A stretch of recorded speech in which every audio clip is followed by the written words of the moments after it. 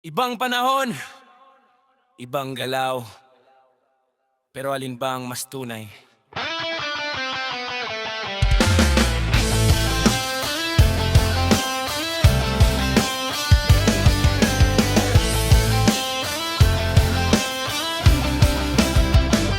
Noon sa kalsada, dun ang tambayan. Init man o ulan, tuloy ang kwentuhan. Takbuhan, tumbang, preso, patintero. Pawis at tawa, walang arte, totoo. Walang cellphone, walang internet, pero solid ang samahan.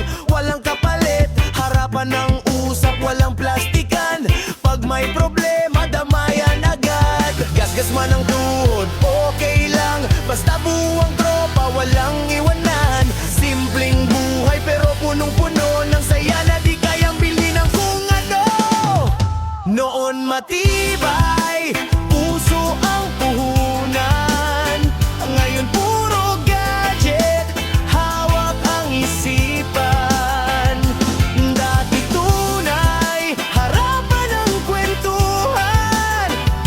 Ngayon sa screen doon nag-uusap ang karamihan.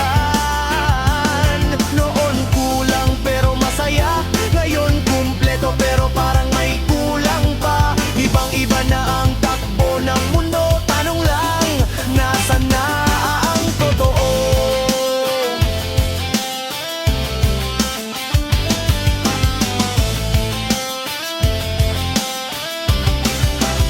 Kabaan ngayon, laging naka-online, scroll ng scroll, parang walang hanggan.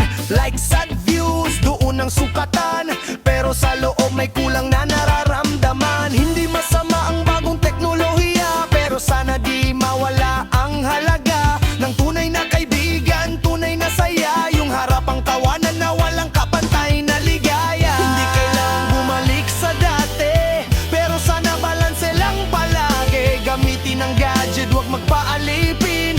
Tunay na buhay, wag kalimutin. Noon matibay,